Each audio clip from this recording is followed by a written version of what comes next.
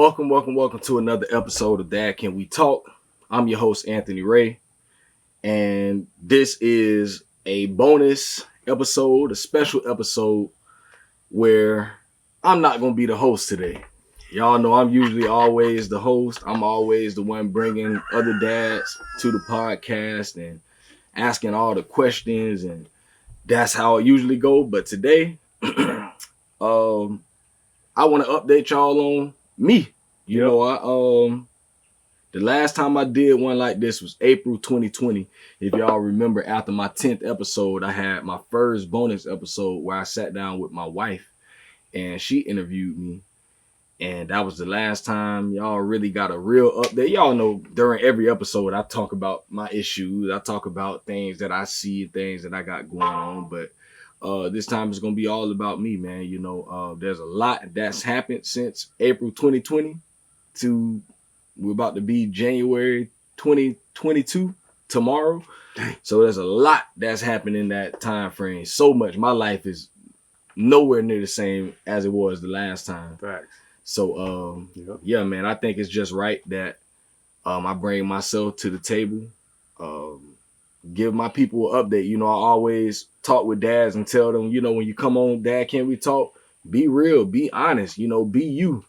Tell fatherhood from your perspective. So I'm about to update y'all on my perspective. And, you know, I'm just about to shut my mouth now because I'm not the host of this podcast right here, man. So I'm going to hand it over to my brother. Man. Yeah, this time the host of the show is me. I done hijacked it. I'm not the first person to hijack it, though, huh? The wife? My wife. Okay, so Mama Nelly got the first hijack. Yeah. But I'm going to hijack Dad Can We Talk today because I think it's important for us to see the man behind the camera, the laptop, the microphones, the podcast, what he has been building over the past, 3 years? February will be 2 years. Dang. So you've set up a platform. You interviewed me a long time ago, man. That was a really good opportunity. I got a lot off my chest that time. I really appreciate that, and that's what this thing is about. It's therapeutic to do this. So without further ado, it's your boy J King, aka Yaakov Melech Bey. We got kids running around. You can put it in the trash in the kitchen, baby. We got belts hanging off the chair, so in case we got to whoop anything. We got some drinks. My partner and I got some incense burning, man. We outside. We are in the quiet city of High Springs, where I have been residing for about 4 years now. And Shaw, you came and did the last interview here with me. Yeah. When you were questioning me and talking about what I was dealing with. Got the animals and the land and the dog sleeping and the wife just pulled up. So this is a real organic, natural setting, nothing staged. I know what I want to talk about, but I didn't script anything because I wanted to be a free flow. You know what I mean? And so one of the first things I want to touch on with my partner, with Shad, is the recent accomplishment that you just finished, and I wanted you to talk about that because it's the top of the iceberg. It's the part that people see. Not that you don't let people see what's beneath the surface, but I think it's a great thing to talk about what you just accomplished. So could you go into that a little bit as far as your academic achievements and what you've done in the last few years? Yes, sir. So as most of y'all know, I started school. Got back in college in July 2019, and I started a media communications program at Full Sail University. So I just got my bachelor degree about 2 weeks ago, man. So it's like you say, man, that's literally just the top of that iceberg, man. You know, because when I started that program back in 2019, as most people that really know me, no, I've been wanting to get back in school for about 10 years now. When I graduated high school in 2007, I went right to Santa Fe College. My stepdad was working at Santa Fe, so I was going to school for free. Literally, like all I was paying was lab fees, like 43. Dependent. because I was the dependent. So I wasn't paying for classes, nothing, man. You were attending the main campus? Main campus. All right. How many hours you were taking? Man, I was full time. And I was there from 07 to 2011. 4 years, and I got 12 credits, bro. I got you. So a lot of us can relate to that. I can relate to that. Yeah. So you can only imagine, it's funny when I was headed out here just now, I was talking with one of my boys that I used to hang out with back in the days, man. And we were just, reminiscing, man, just saying how everything is so different today, and if we had social media like we have right now, back then, we would all of us would be exposed, because there was a lot that we were doing just, so 4 years. You really didn't accomplish much. At all. No kids back then. No kids. No wife back then. No wife. All right. So I met my wife in 2009. All right. So 2 years after you started, you met her, and you did another 2 years of college. Yeah. Bad. But didn't really finalize anything. Nothing. So from 2007 to 2011 was school. And after 2010, 2011, what was going on in 2010, 2011? That at some point, can you make the connection where it repelled you into doing school again, giving it another shot? So 2010 was, I always call 2010 my question year.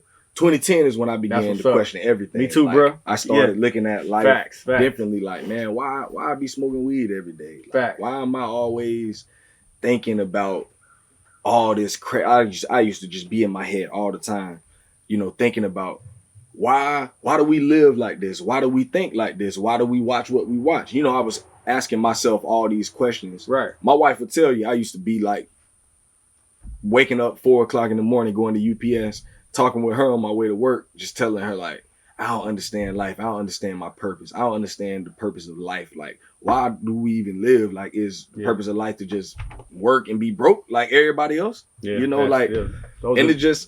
it ain't, nothing was connecting for me. So, that's when I first started seeking out like counsel, like how can I, like, why is my life the way it is? So I ended up just quitting school 2010. Mm-hmm. That I think my last time going was December that fall semester 2010. And I was just like, man, school ain't for me. I ain't smart enough for it. Like my mind ain't right. 2011, of course, that's when I got into the church or whatever. Boom, that February 2011. Okay.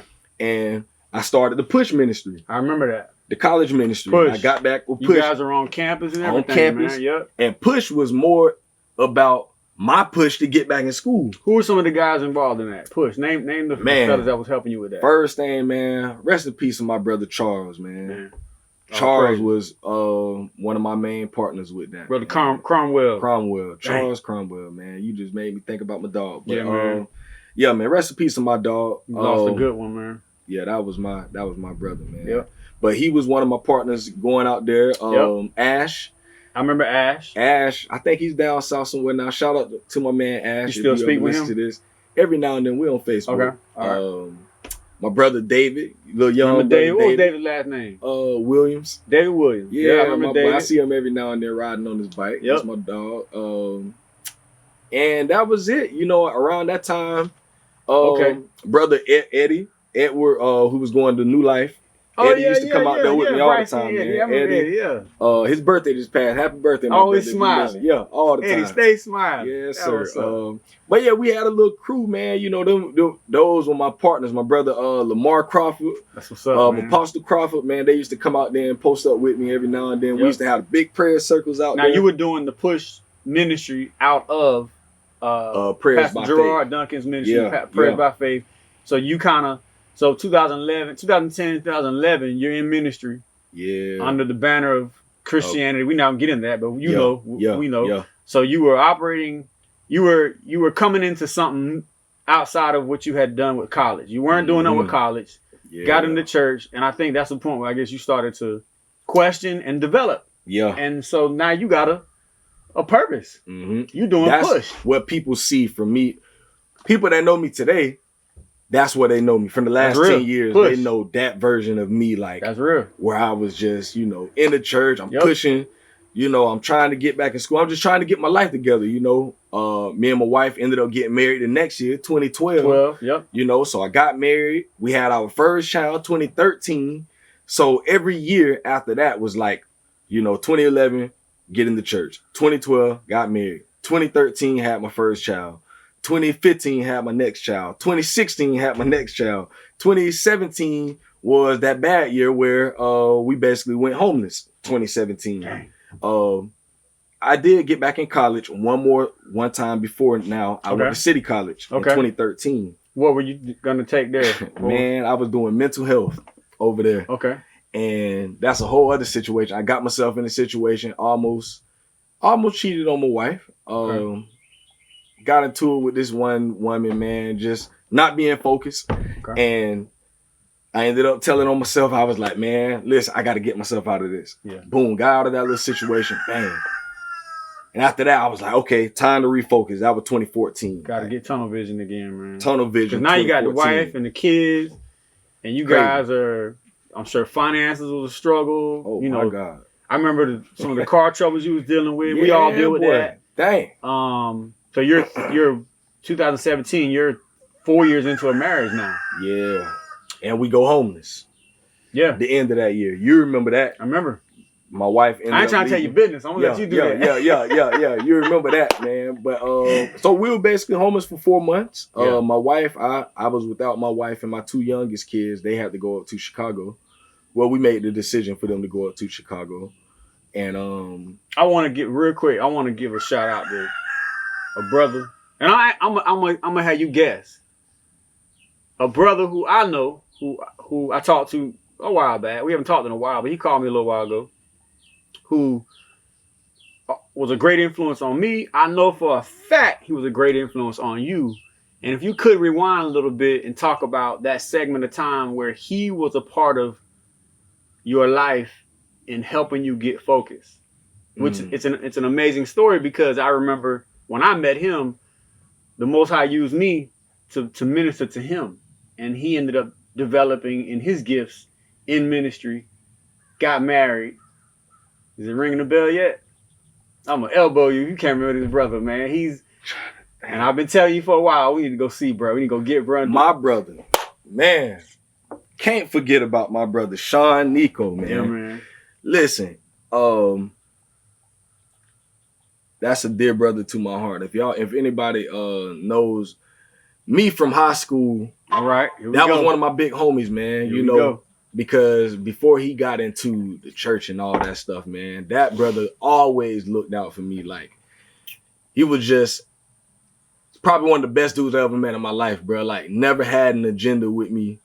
It was just always, you know, he was looking out for me, man. And man, that brother looked out so much, bro. Like, I ain't heard from him in a minute, but I already know if we ran into each other today, it's gonna be the same love as like facts. As if we ain't never miss a beat. Never, bro. It's miss a beat. Man, Sean Nico, boy, I love you, bro. If you listen to this, I love you. I love your wife, Mary. Man, y'all have helped us out and so many times, man. That brother. So when I met him, him and I were working together. We were doing mid-care waiver stuff. We were working with mentally impaired adults and teens, and I met him at an assignment, and we immediately clicked because he liked Pac and I like Pac. We immediately clicked. On Pac hard. When he mentioned, okay, so not to tangent off of what this is really about, but Sean is a key part of your life. He's a major part of my life. Because there was a time where when I was witnessing and ministering to him, and he was coming into an awakening himself.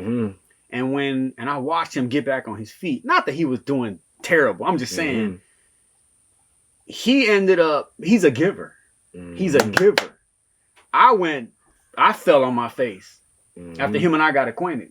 And he lifted me up. Like, he was powerful, the type of person he is. So when he mentioned that he met this young brother, I think y'all was playing basketball or something. Yeah. He's a sick hooper. The boy can hoop. That's my dog. The boy can hoop. And he mentioned your name. He would talk about you all the time, about how he wanted to just be there for you, and you a sharp kid, and he was just talking about. I could hear him talking his gift out. You know what I mean? So when I finally met you, from what I recall, you weren't the person who you were when he met you, because he rubbed off on you in regards to being that mentor, being that brother. And I know what you mean by he was a huge help, because the entire time him and I were acquainted, Sean gave and gave and gave and gave. He give you the shirt off his back. He give you the living room in his apartment. The brother just gives. So he just made me think about Nick now, man. Oh, Rest in peace, my brother. Yeah. Man, we lost some good brothers over the last 2 years, man. Dang. So Sean was imputed into your life around the 2010, 11 time, or I met bro when I was in high school, 11th grade. Okay. And we kind of lost contact. Okay. I started, my little wilding stage. And he just popped up out of nowhere. He called me one day and was like, "Man, I heard you doing this, doing that." And I was like, "Nah, boy, no." And, he just always stayed on me every time he called me. And he just would always, just express his worry and care for me, and just let me know, like, "Man, bro, I love you, bro. If you ever need me, man." And he used to come pick me up, take me to his house, feed me, man, just take care of me, man. And that's Sean, man. I saw his love for me, and it just made me realize, like, dang, it's better out there for me. And that was one of the key. He was really the person that made me really start seeking God the way that I did, because I was like, dang, if Sean changed, it got to be something different out there. Because Sean was on some other stuff, boy, for a minute. That's a gangster. For real. When I tell you, he is a true ancient Persian gangster. Yeah. Sharok Nukunijad. Don't play with him. Don't play with him, man. Nah, he was a huge part of my life, and I'm very grateful, because sitting here with you now is a result of men like Sean, men like Gerard Duncan, who played a huge role in our development. I'm going to say this too now. All right. Now, I'm going to go there.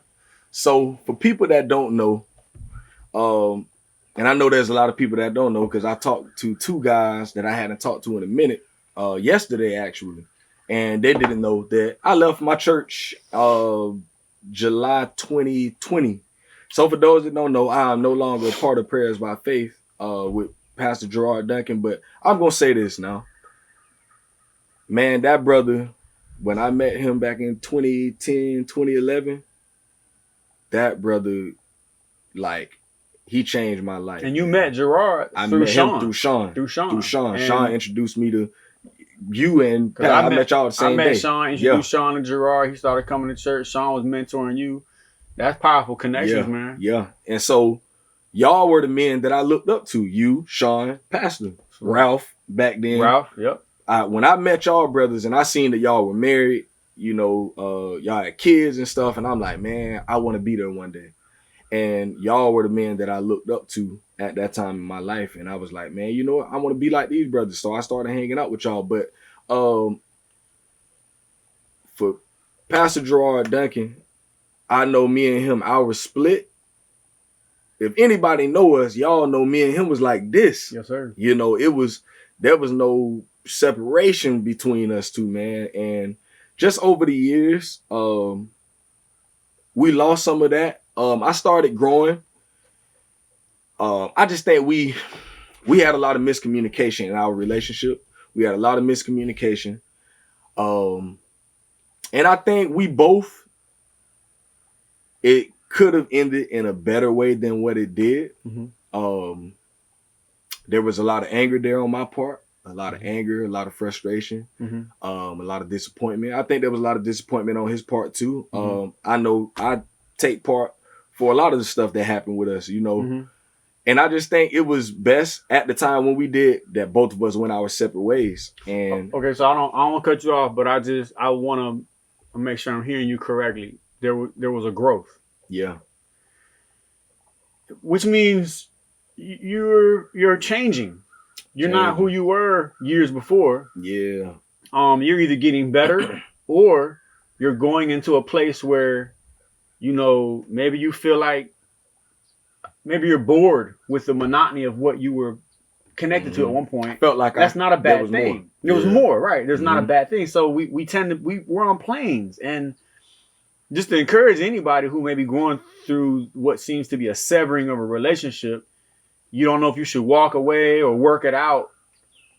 And I think we just got to come to the point where, realize that you grow. And when you grow, you outgrow the pot that you're in. You outgrow that pot. And you have to be uprooted out of that pot. And you have to be put in a bigger pot. And fresh soil has to be added to that. And that's sometimes that's a shock. When you take a plant out of a pot, because that shocks the plant. And there's times when you should take that. There's times when you should take that plant out of the pot, and there's times when you shouldn't. And that's botany. You know what I'm saying? That's the stuff you learn in agriculture. It's the same thing with people. You just got to know when to walk away. Yeah. And sometimes you're going to walk away with, resentment, animosity, whatever. But the beautiful thing is that as men, because I know Gerard, Gerard, Sean knows Gerard.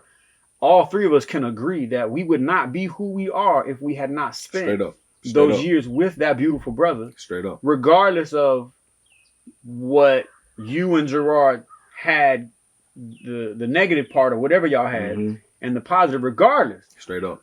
We got to give recognition to where recognition is due.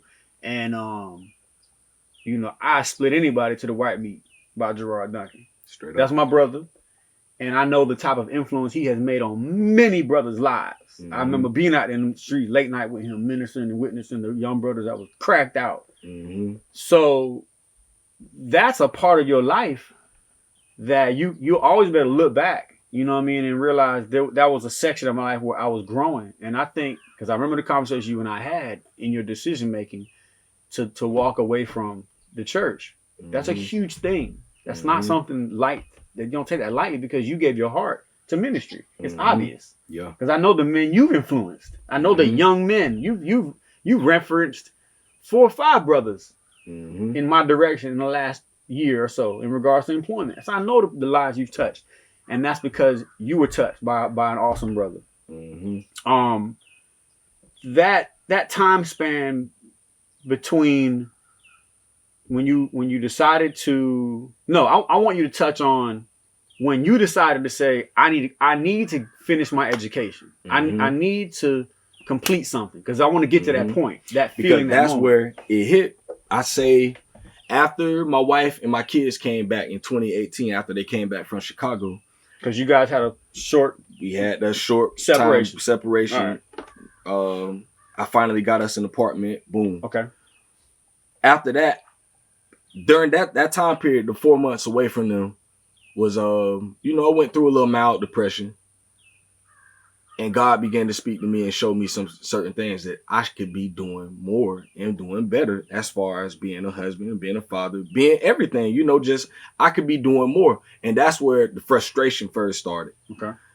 And I'm like, man, I feel like I be getting held back, man. And so, I started seeking, I got the idea about the podcast 2018, that same year, later that year. Okay. I was with my kids. Boom, we at the library or whatever. And I just I want to start a podcast about fatherhood. I want to really sit down and have real conversations with other men. And I feel like I'm not the only man going through the things that I go through. I can't be. And so I had the idea. I wrote everything down. I just shared a post on Facebook about it. And boom, that's where it happened. I started it. My man Jerk, and shout out to my man Jerk. If y'all listen to the podcast, y'all heard me talk about that plenty of times. Good brother. I met Jerk. Jerk gave me an opportunity at a radio station at 90.1 FM here in Gainesville, Florida. He gave me an hour every week on the airwaves. I started that Can We Talk as a radio show.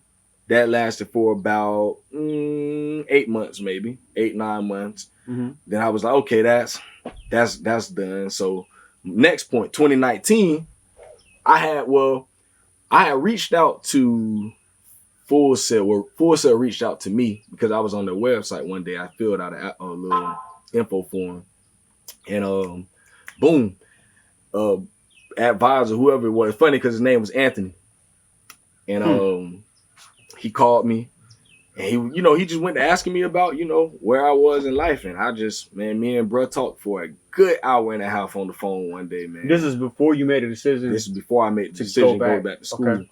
And he was just asking me what it is that I want to do. So I was telling him I wanted to start a podcast. One day I wanted to start a Christian hip hop radio station. Mm-hmm. I was telling him all these things, and he was just, talking with me through all these different things. And he suggested that if I was to get back in school, he think I should get into a media communications program. And I was like, I don't know if I got the time for this and that. And, so he was like, all right, cool. Just think about it. Yeah. That was end of 2018. Okay. 2019, went through some stuff, stopped going to the radio station. And I just received the email out of nowhere one day from Full Sail, like, hey, we got some classes coming up, just wanted to communicate that to you. Boom. So I started looking at the email, and I was like, damn, the classes started in a month and a half. Boom. So that's when I made the decision. I thought about it. I'm like, man, I just got to do something better for me. Like, I don't never do anything for me. Like, I need to create a better future. And I want to get out of the industry that I'm in, warehousing. I'm tired of warehousing. So I'm like, man, in order for me to get out of this, I need to create something for me, man. Boom. 2019, July 2019. That's when I began my education. So that catches us up to where we are now, the last 2 years. Mm-hmm. That's where I've been.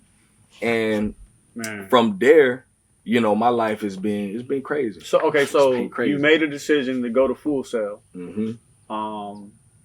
Online program. An online program. You never did any in-person classes at a campus or nothing. Where is their school?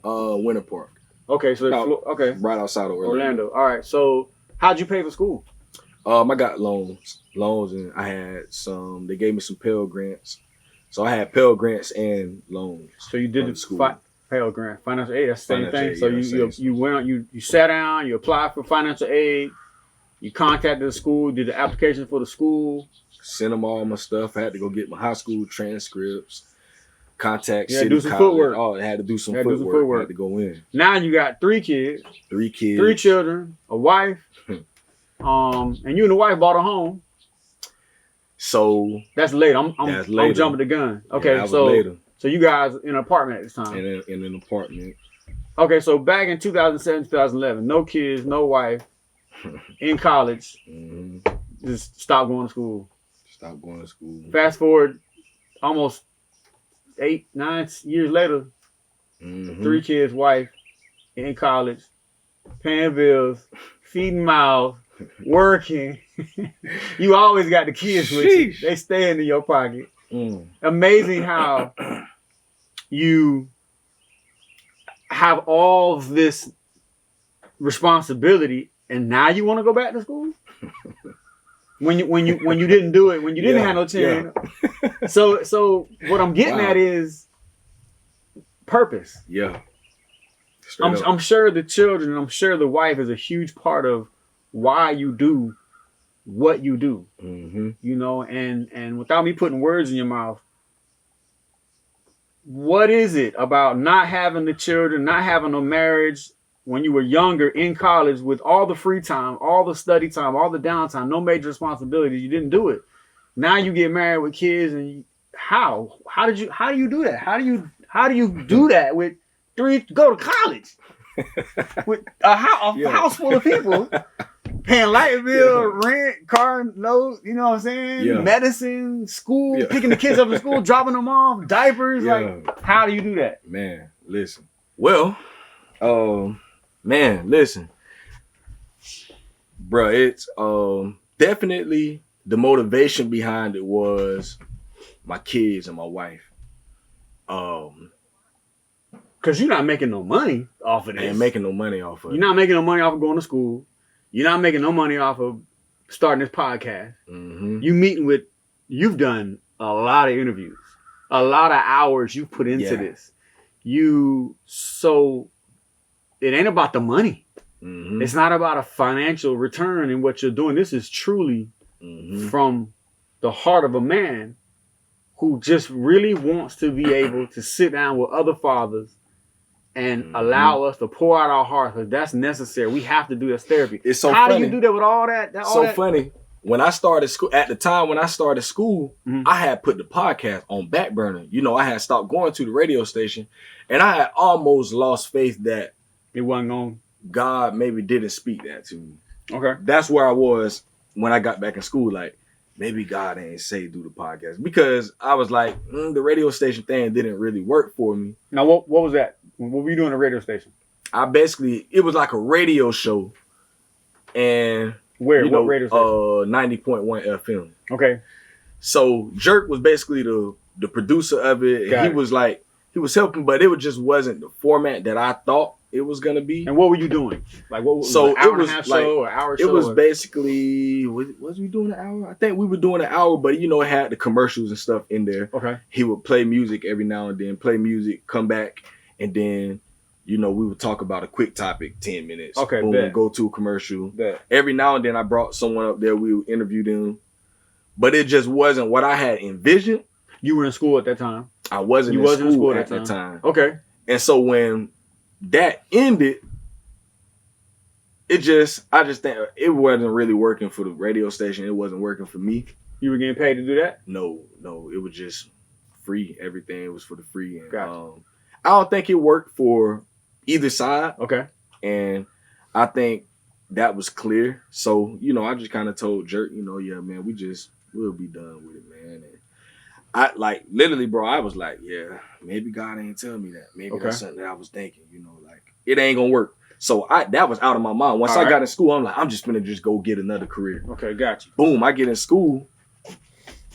The first couple of months were kind of hard, adjusting to now I got assignments and I have deadlines, but I still got my kids. And, at this time, this is 2019, so I had a 6-year-old, so my kids were 6.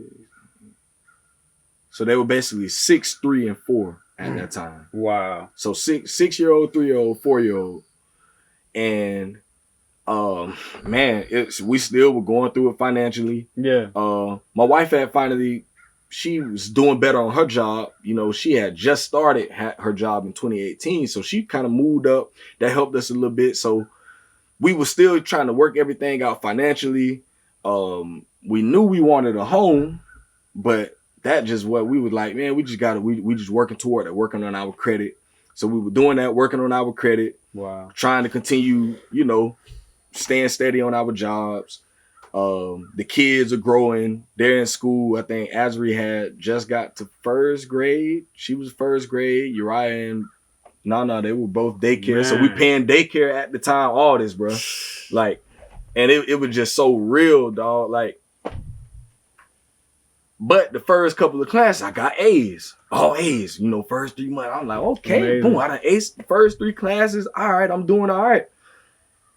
Then, maybe that December, boom, man, they taught me how to make a logo in a class. Okay. They just did a tutorial real quick. Okay. So I'm like, this ain't that hard, honestly. Shoot. I can make one for that podcast that I've been thinking about, so that's when the idea came.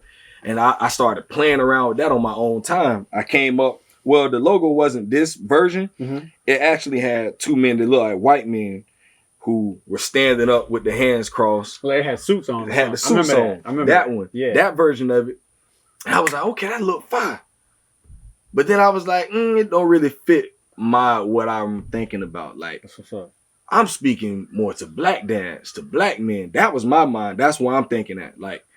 I want this to be more about us. I want my people to be able to feel this, and see themselves with this, Right. So when I came with the colors, everything was according to us, the black, the yellow, the red, the green, it fit us. And I was like, I need some dudes the shirt I got on for anybody looking at the video. Yeah. This one right here was the special version of the one with the dudes of the dreads. Yeah, that's Kodak Black, and that's true.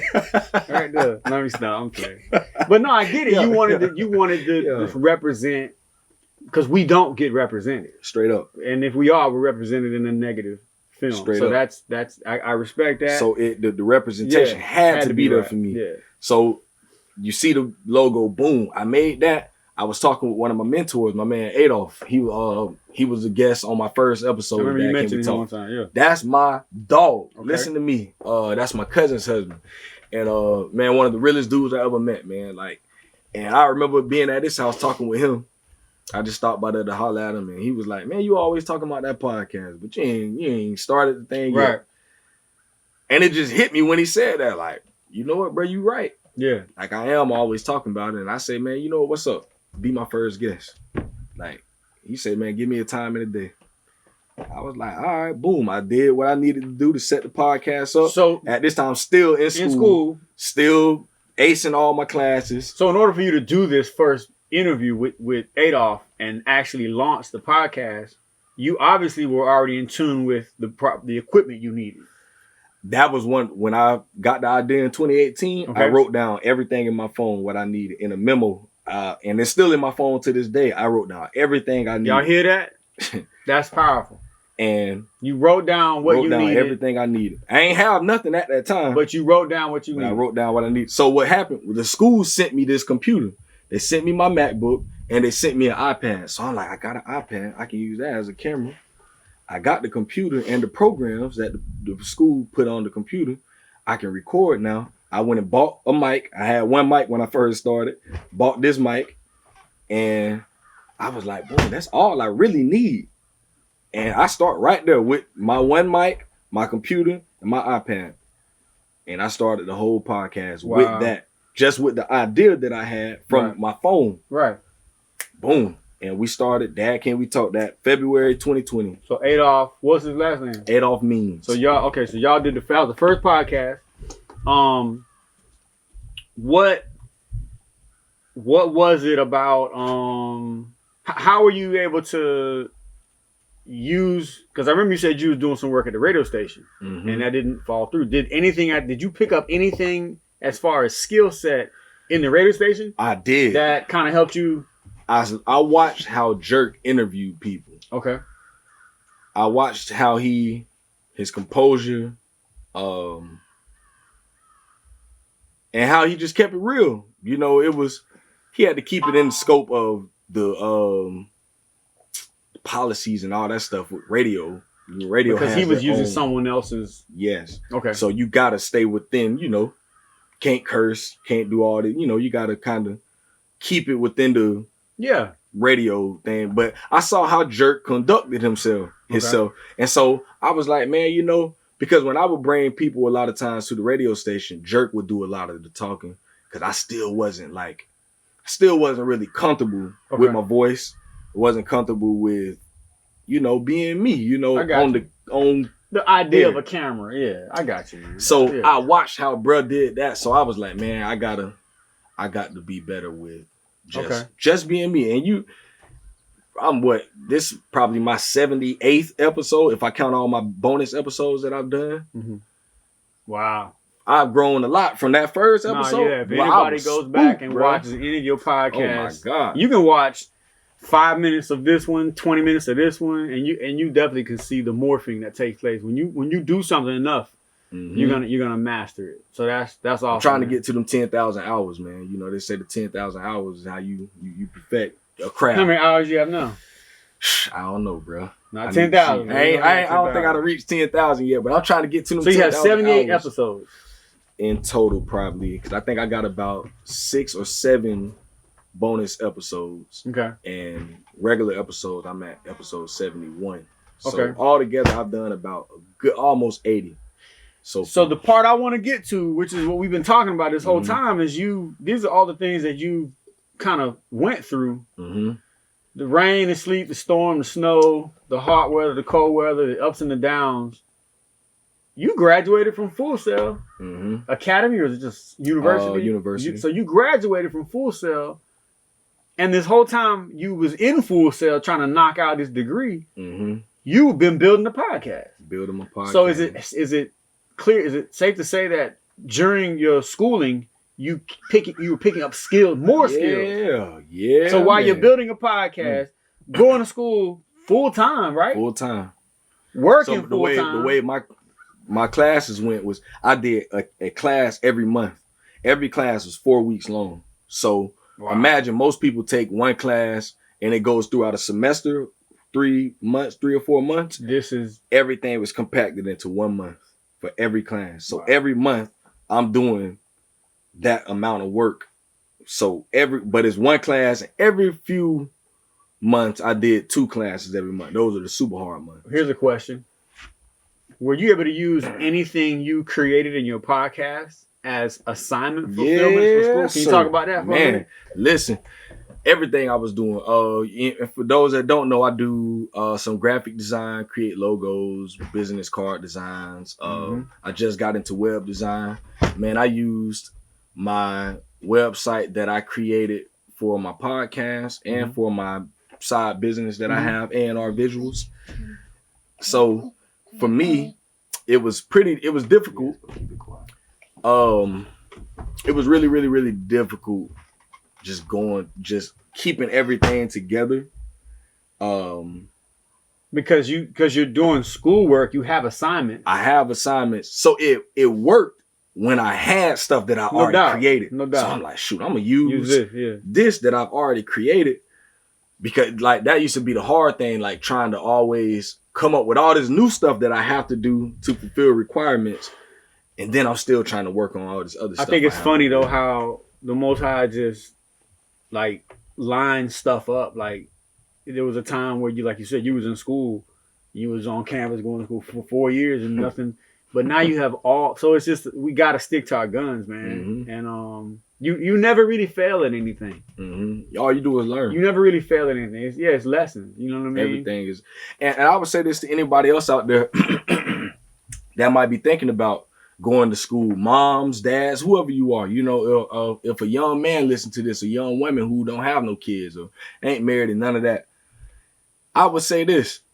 The reason I also wanted to get back in school, I wanted to prove to myself that I was good enough, that, you know, I wasn't what I used to think like this, man, only white people do that school stuff. That's how I used to think. Only white people smart enough to do that. Okay. I wanted to prove to myself that I was wrong in my thinking. The way that I would think about things and think about myself and think about us. I wanted to show my children that y'all ain't got, when they get older, I can show them something now and show them that you ain't got no excuse. No excuse. Ain't no excuse. I talked to young man, it was a young guy at my job I'm talking with, 18. He was like, I'm trying to get in school. I'm like, man, you should. What do you have, bro? Right. You live with your parents. You working at Walmart warehouse, bro. You making almost $20 an hour, bro. What are you doing? What are you doing? Go to school. Do something for yourself, bro. Don't get stuck in this warehouse. Yeah. Go here. You can work and go to school, bro. Yeah. You live right here in Gainesville. You can go right to Santa Fe. Man, go and get yourself something, bro. Do something. And you ain't, what excuse do you have? Well, you know, ain't no excuse, bro. You have nothing, bro. With all the things that I have on my plate, and I was able to stay focused. I'm talking, bro, this is my literal everyday schedule. I wake up 4 o'clock in the morning for work, clock in at Walmart at 5 a.m. And I'm at Walmart. My usual schedule is 5 to 3. Usually I work from 5 to 2 because I got to leave at 2 because my youngest daughter has to be picked up from school by 2:30. So I got to leave that warehouse, get into Gainesville, go pick her up. Bro. The other kids get out of school at 3. So in them 30 minutes, by the time I get her from school, I got 30 minutes to just sit in the car because they get out of school at 3. I ain't finna go way to Newberry and go home. But you gotta be there because you'll catch a fee if you don't pick up on time. So boom, I sit in the car a lot of times for about 20 minutes. Take advantage of that quiet time. Talk with my baby or whatever. Yeah. Get on the phone, making sure setting up guests for the podcast or looking into schoolwork, trying to research. Sometimes don't have signal, so I'm trying to go play. I go sit at the mall in the parking lot, try to catch a 10-minute snooze, and tell my baby, get the phone. Just play with the phone. Daddy just need to sleep real quick. Yeah. So I'm sleeping in the mall parking lot in the car, knocked out for 10 minutes, setting the alarm, tell her, when you hear this alarm, wake daddy up. Because the alarm ain't gonna wake me up. Boom. So she wake me up, daddy's alarm on. Yeah. Go to the Rock, pick my other kids up. By the time I get them, it's 3:15 something. By the time we leave out of all that traffic over there, head to Newberry if I ain't got anything else to do in town. Go pay bills, go stop by the bank, go get groceries from Publix or wherever I'm going to get it. Do all of these things, get home. The kids are fighting, they fussing, they screaming, they yelling, they got all these things going on. They asking me for this. Daddy, we need this. We got to go over here. All these things. My wife don't get off until 5:15. She usually don't get home until almost 6. I done been with these kids, and, don't let it be a Wednesday that I got a deadline or something. So now I'm trying to work. Tell the kid, hey, can y'all please sit down? Please, just Daddy got to do this work. Please, man. And I'm begging these kids, bro. And at times, I'm blowing up on the kids because I'm angry. That's I'm a lot tired. to be dealing with, man. And it's but I'm working through it, and my wife get home. Don't let me and my wife be going through it, and that's a whole other thing we got to talk about now. Yeah. Because let's say the last 6 months of this year right here, period, has probably been the hardest year of my life up until this point. In regards to marriage? In regards of everything, bro. Okay.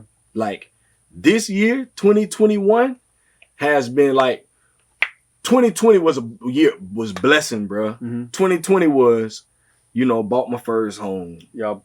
I got my first degree, my associate degree. I graduated 3.96 GPA, nice. Straight A's.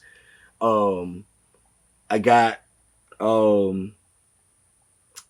we went through the home process doing all of that. We just had a good year last year, even though we had the so-called pandemic.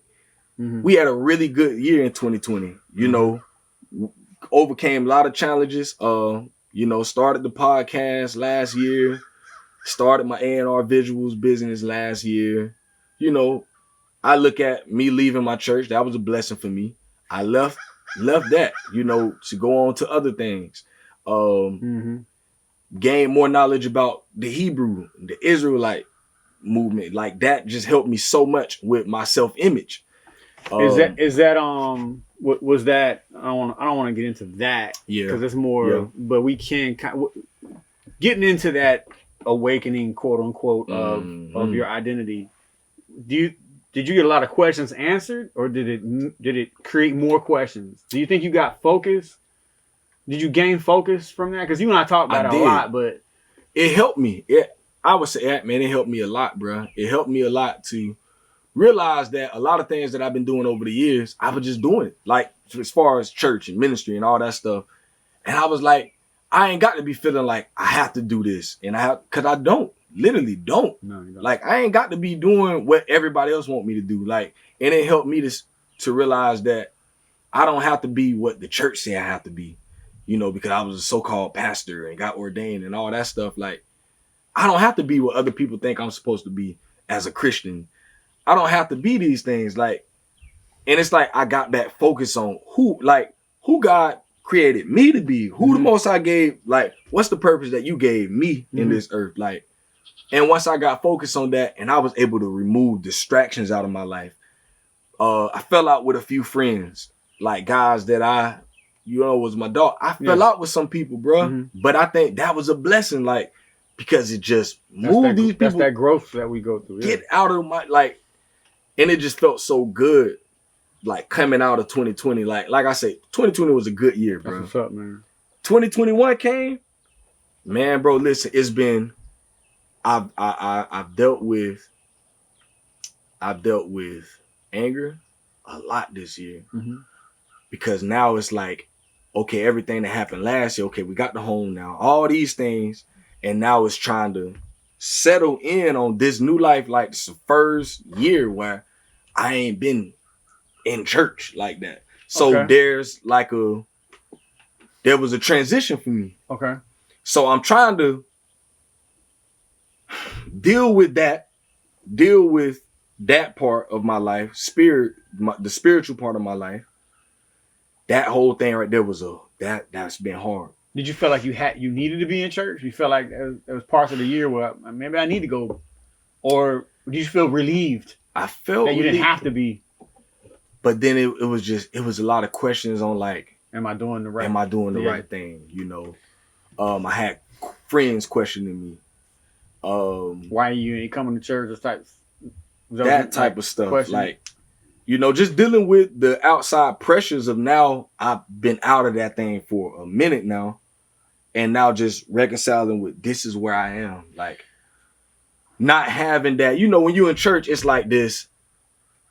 You get this routine schedule. Mm-hmm. I'm finally out of the routine schedule now. But now it's like, I don't have the routine schedule. But I've been in this for 10 years. So now it's like I'm going into a whole different life now. Like I have a whole different, my life is not the same as it's been for, bro. Right. I was in that stuff since 2011. Yeah. So when you come out of something that you've been in for so long, that's like you've been married to someone for 10 years and then y'all get divorced. Especially when you consider the type of ministry that we were connected to. Your whole heart is in there. Your whole life everything, is in there. Bro. That was my life. It's a schedule. It's Sunday morning, from 8 a.m. to like 4 in the afternoon. Mm-hmm. Tuesday night, Wednesday night, Thursday night. It's like so you were doing men's ministry over there. You were doing outreach over there. You were doing push-up. So you kind of, I guess you kind of end up you end up having more time. Mm-hmm. And then when you're a part of the church, especially like what we had, you had the accountability thing where you just around these people all the time because y'all just always. So now I've removed myself from that. I got other brothers that I'm fellowshipping with now. Mm-hmm. Still got some of the brothers from the past place. Mm-hmm. But now I'm going through all of these things now. And at times, I would say that I almost isolated myself, especially the back end of this year. Since maybe June, July, I started going through marriage. Classes started getting, I started my bachelor program right after I started, I graduated. So the bachelor program was even harder now. Yeah. So now I got that pressure on me. Like these classes are harder. Like I ain't get straight A's this time. Yeah. But you're coming to the end. But I'm coming to the end. Still got all A's and B's. I'm staying that focused. I failed one class. And so now I was going to ask you that. I was going to say this. This year has been so hard because I started being in my head this year. What do you mean? So when I say I'm in my head, bro, it's like sometimes I don't know how to turn off my thinking, bro. I don't know how to turn off my brain. So that's a bad thing? I can't rest, bro, sometimes. Okay. Because I'm questioning myself. I'm questioning myself at all times. I'm questioning everything like, and are you good enough, bro? I'm battling mentally, bro. Like, this is the first time I really just dealt with mental, like, it's like, bro, the last 2 months, this is where I've been at, bro. Like, on the outside, I got all these good things happening. But at times, I still feel like I'm a failure. Mm-hmm. My mind telling me, man, you ain't doing that with that podcast, bro. Don't nobody pay attention to it. Even though I might know that that's not true. But I'm thinking about like, damn, am I really? Like, do it really matter? Like, are you really going to be able to do something with that degree after you done? And every day I'm dealing with this stuff. Do your wife love you, bro? Are you really being a good husband? Are you really being... But what do you think causes a man to have, because I can relate, we doubt ourselves. We question ourselves. Doubt. I think that's just, we're thinkers. Mm-hmm. I think, therefore I am. We're here. We're alive. So we have these... But why do you think you have those kind of doubt, negative thoughts? Is it because of what you're seeing around you, or you think that plays? I don't know if I asked the right question, but how? And if you know how these thoughts on set, how do you set them off? How do you reject the thoughts? Bro, that's where I've been. Like I say, bro, the last 2 months, bro. Bro, I wouldn't say I went through deep depression. Really? Bro, I started looking into therapy. Okay. I'm online, bro. Like, okay, asking Google questions and looking into these things. And what I found, can you give me an example of something that you wanted to know? Like, why am I crying more lately? Okay. Bro, I leave work sometimes, bro. Mm-hmm. Like one day, I sent you that song that I did, right? Yes, yes. Bro, listen, that song that I did that day when I recorded that, bro. Listen, this was that day. Okay. I'm at work, bro, and I'm like crying, bro. Like I don't even know why I'm crying. I'm just thinking like I'm sad and I'm down, and I'm just like, damn, bro. Like life don't I ain't doing nothing, bro. Like, and I don't even know where the thoughts coming from, and I'm just like, you know, I feel like I've been a failure as a dad.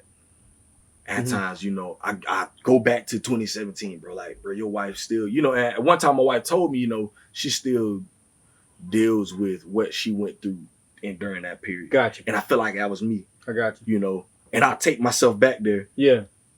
Knowing that I should cast that thought down, but then I entertained the thought. Okay. And I entertained it for a whole day. Okay.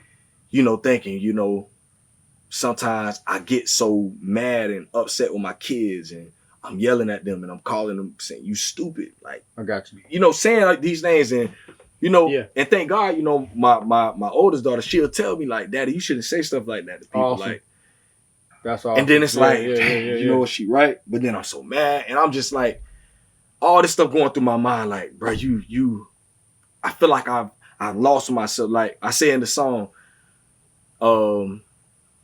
thoughts running through my mind, feeling like I've been here. I'm tired, feeling like I'm running steps at being healed. Like that, the thoughts running through my mind all day, and I'm tired, bro. I'm tired physically. Your virtue. Your virtue. Yeah, man. And now mentally, I'm tired because these thoughts running. I'm trying to stop the thoughts. And then I have 10 minutes where I'm like, man, I'm tripping, bro. Come on, bro. You know who you is. And then, boom, it come back again. And it's like, I'm tired of fighting the thoughts. I'm tired of, you know, I'm thinking about school, and I'm coming up to the end of school, and I'm just like, man, I just wish I could just, like, bro, like, times I wanted to quit, bro. I'm just bro, like, I can't do this. Like, I can't continue on. Like, then I'm going through it with my wife, and when I'm going through it with my wife, now there's no peace in my home. So now I'm coming home. I ain't got the peace in my home because I want to talk with my wife. I want to, you know, be like, man, baby, I'm going through it. But my pride is like, man, you can't let that woman see you like that, bro. You can't tell that woman that you weak right now, bro. That's a thought I'm having them thoughts. I agree. Then I'm like, I want to call Jay. I want to call Tavares. I want to call Jap. Man, them brothers don't want to hear what you got going on, man. Them brothers got their own stuff going on. They ain't trying all these thoughts. And it hit me one day, like, so that day, when I wrote the song, I got home. I got off work early one day, and I just went home. I was like, I'm going to just take a nap. Bro, I couldn't even sleep.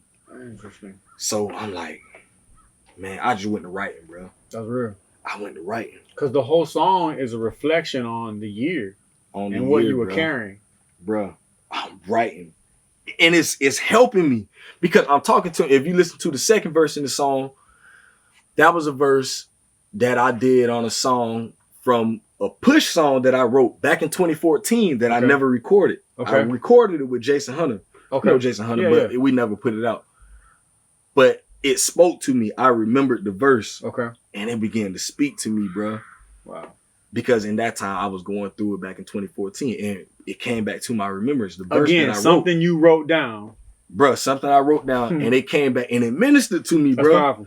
But I'm going through it. Yeah, bro. Boom. I won't go and pick up my baby. I pick up my first baby. I pick up Eliana, and me and her in the car. I'm trying to hold tears back, bro. I don't want my babies to see me in this condition, bro. Like I wish I could just take my kids somewhere and just where they're safe, bro. I'm feeling like at times, bro, almost be feeling like hurting myself, bro. And like, but yeah, man, it was like times I'm falling asleep, bro, driving. I'm so tired, bro.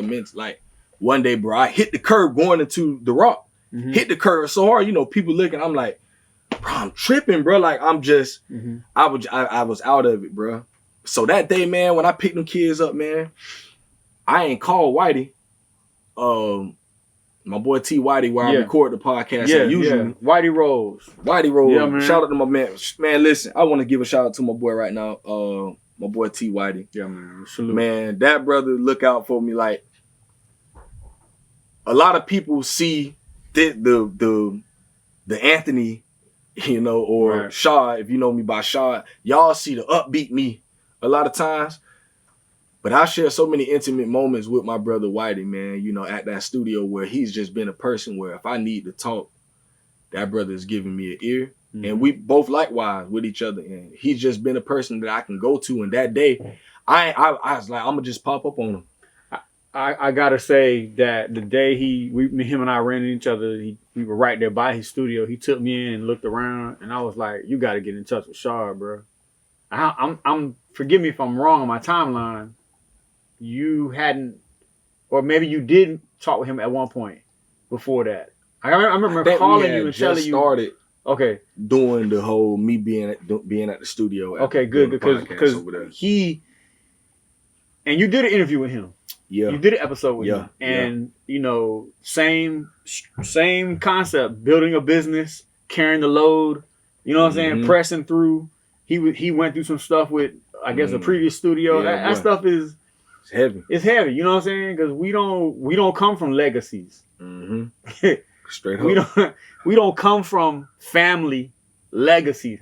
We building one now. You building a legacy. I'm building a legacy. You know what I'm saying? So it's powerful that.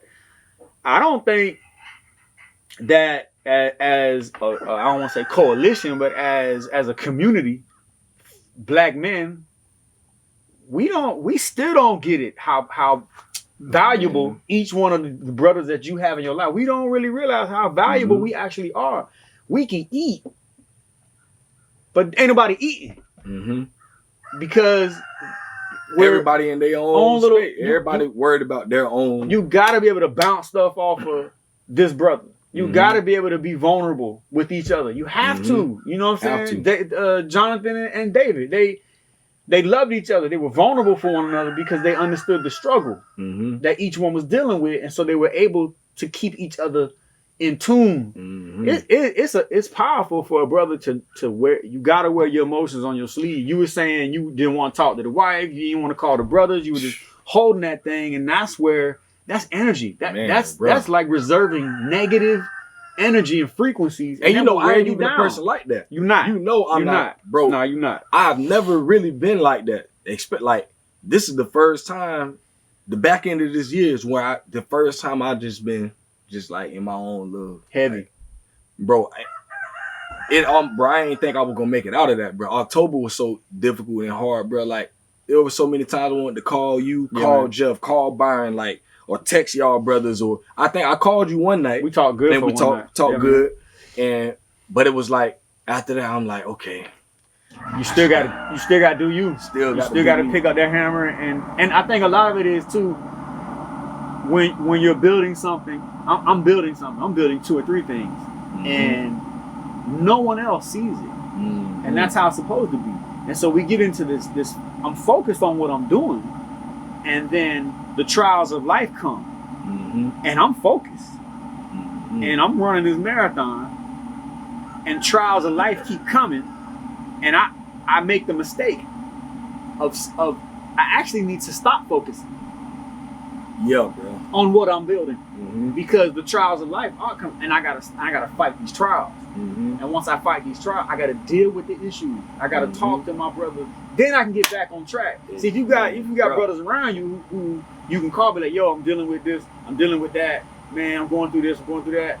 I know it sounds like cliche, but that's real. But I know the brothers go, man. You gotta listen, dog. When I finally came out of it. Bro, I felt I just came out of it like 2 weeks ago, bro. Honestly, like on some real stuff, like real talk. Like I finally feel like I'm back to me. Like I feel like me right now. For the last 4 or 5 months, I ain't been feeling like me. In all honesty. But when I wrote that song and I went to the studio, so when I pull up, I waited until I got to the studio to call Whitey. I was like, hey, bro, where you at? He was like, I'm at the studio. Boom. I was like, meant to be. Bet. Meant to be. I'm coming up. He was like, what you mean? I was like, I'm at the studio. He was like, you need something? I was like, no, I'm good. I go upstairs. When bro opened the door, me being who I am spiritually, bro, I could see something on him. My brother was going through it, bro. He ain't even have to say nothing, bro. Spiritually, I can see it like, damn, my brother. Because y'all spend time together. But he trying to keep it cool, trying to keep his space. He building too. He building, so we sit down here like, what's up with you, bro? I was like, man, bro, listen, I got something I got to get off my chest, dog. I got the song, just play the beat real quick. He played the beat. I was like, I want to let you hear what I got. Boom, did the verse for him. He was like, bro, go in the booth. I go in the booth, and what you hear on that song is pure emotion, bro. Now, have you? I'm not up to date on what you're doing with your music, because you truly have a gift. What are you doing with music? What are you doing with? Man, we actually just did a video last week for it. Like those that don't know, I was gonna surprise people, but I just did the video last week, so hopefully next month we gonna put it out. Amazing. So, yeah, we did a video over there by the studio, man. So, are you gonna tie that in with this podcast, the music that are you gonna start? I might try. I'm gonna see what's up next year. I wanna try to do a little couple more things, but yeah, man, just with the song, writing the things out and getting what's in my head out of my head. I've heard the song and it needs to be heard. And yeah, man. I started writing journals also. Awesome. During that time, just writing how I feel. That's very good. That's you know, good. And boom, I started doing that. That helped me get the stuff out of me. Okay. Because like I said, I just be in my head all the time, bro. And I'm just like, just always here. So I'm like, man, let me just write it down, get it out of my head, and leave it there instead of trying to keep it here. And throughout my day, I got everything up. That's how you do it. I feel like I can't focus on the things that I need to be focused on. I'm focused on all this other stuff. Things that I don't need to be focused. Write it down, bro.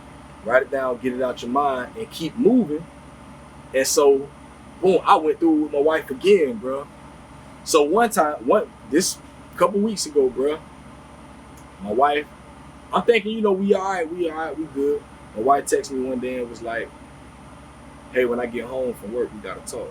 I'm like, all right, cool. Man, bro, listen. I'm going through it at this time with school and stuff. This is my last class. It's so finish line coming. Bro, I'm thinking about graduation. I got this last big assignment I'm doing. My wife get home. Bro, listen. My wife comes sit on the bed. She said, I said, what you need to talk about? She said, Shad, I ain't happy. Bro, when she said that, it was like a punch. No doubt, I ain't see coming, bro. No doubt. Listen to me. No doubt, bro. I was like, I'm thinking to myself, like, no, huh? Like, what you mean? Like, what you mean? And she went to talking or whatever, telling me all these things, and I'm just like, now I'm already feeling like I ain't this, I ain't that. So my wife telling me this, it's like confirmation of them thoughts, like, you ain't doing what, like, yeah. And so that's why it hit so hard. That's why it hit so hard. Which is what I was going back to earlier saying. Sometimes we gotta stop focusing on what we're building, because the trials of life, especially when you married with children and you got a mortgage and a car note and you got bills, and we're still young. We still have aspirations, but those aspirations really have nothing to do. Even though wife, children is our motivation to fulfill these aspirations. Sometimes you gotta stop. Yeah. And we gotta come back and get, because who cares about the business that you're building? Who cares? Because you lose the wife or a child. Bro, it don't mean nothing. It means nothing. And so my wife, I was like, so what, you want a divorce? And she was like, I don't know right now. Like, sometimes we feel like that. Mm-hmm. And I'm trying to just figure out, like, hold up. And she was like, is that what you want? I was like, hell no. No, bruh. Like, I made vows to you.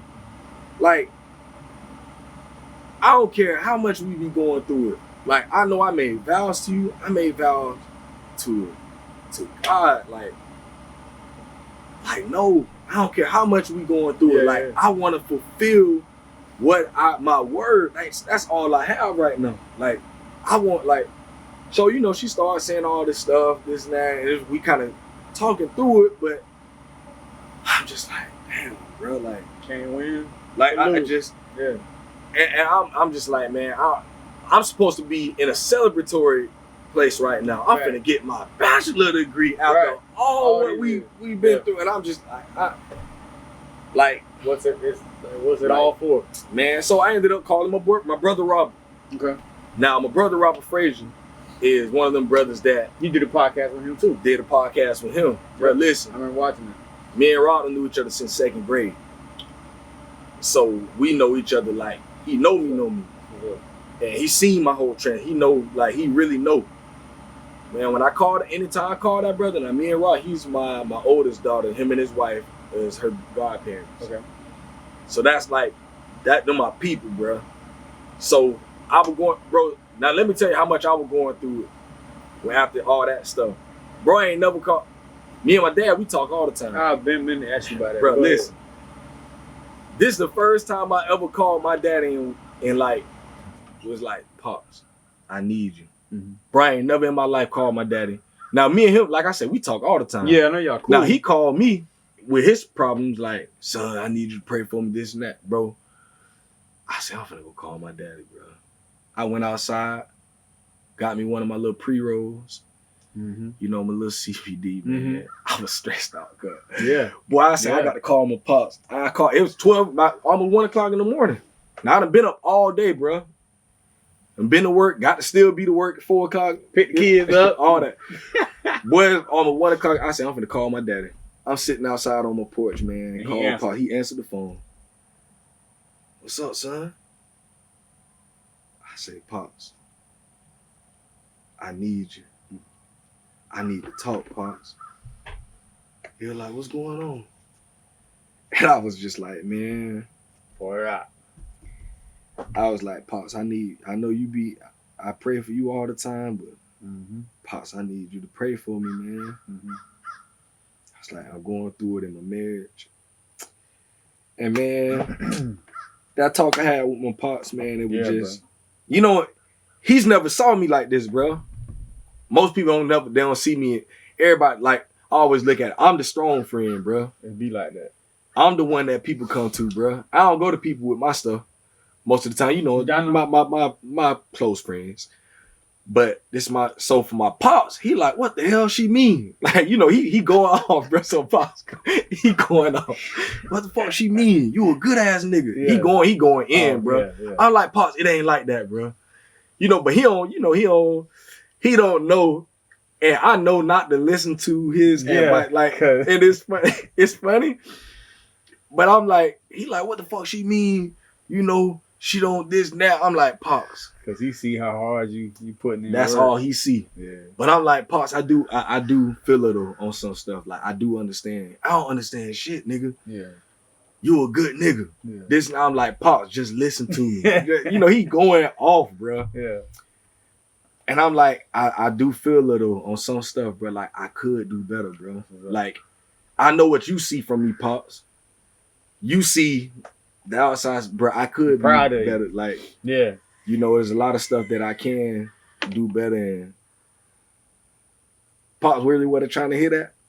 Yeah. He like, you know, but he was like, all right, you know, we talked and he was like, man, I thought you and your wife good. I said, we are good. I ain't saying we ain't good. You know, like, you got to understand what I'm saying, but I ain't saying we ain't good. We just going through it, something's happening right now. We go through, I go through it like you go through it. How you be calling me going through it? Bro, I go through it too. I just don't talk with you about it. Right. But I'm like, I'm coming to you because I want to hear it from you, bro. I want to hear it from my Pops. I need you, Pops. Like, that's ancient, bro. I look up to you, bro. Yeah, that's powerful. And man, just to hear my Pop just be like, man, I love you, nigga. Like, yeah.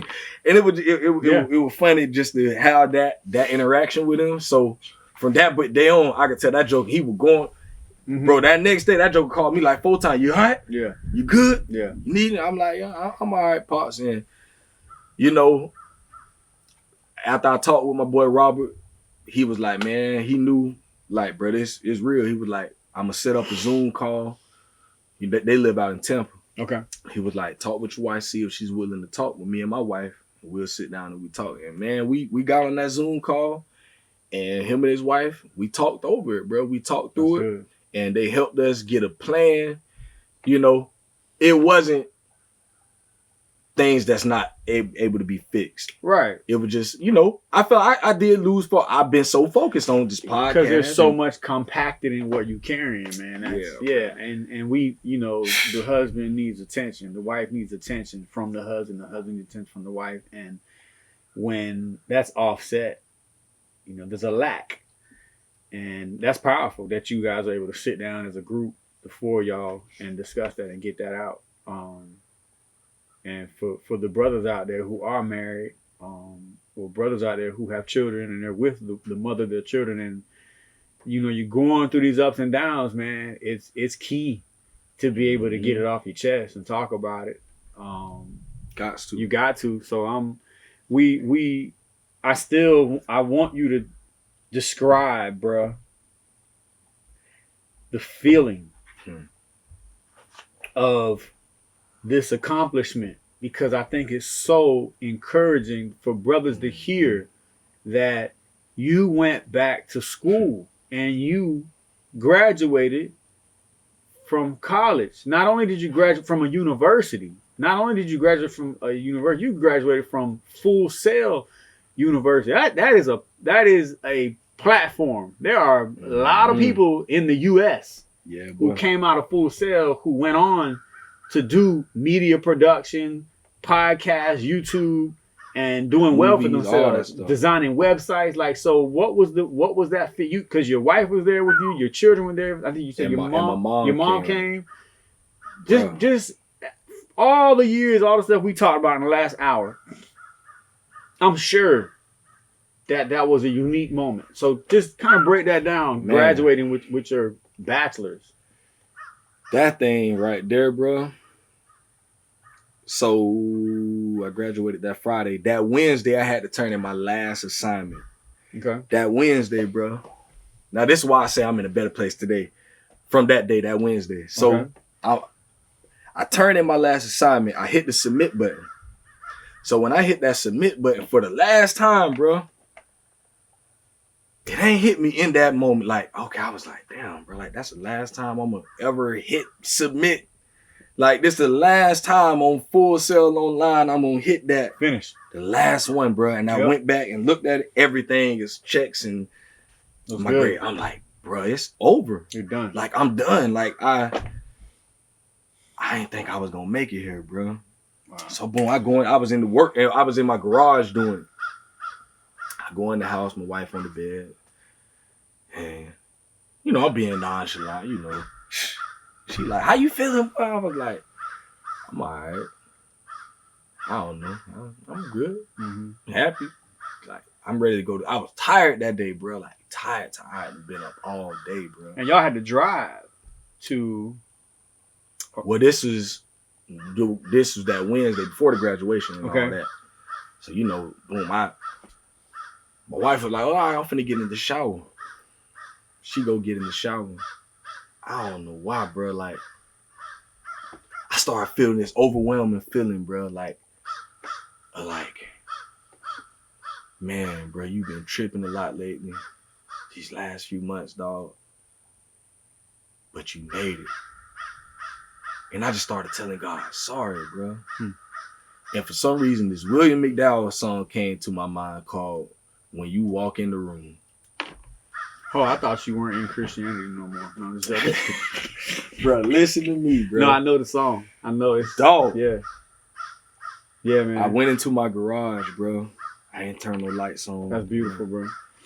And, bro, dang, the worship I had, bro. Yeah, man. And I just get on my knees, and release. Bro, listen, I ain't cried like that, bro, in about 2 years, bro. Like, that's good, man. I was able, like, bro, shed. Listen, yeah. It was like that type of crying, like you. Yeah. It was like nothing else, bro.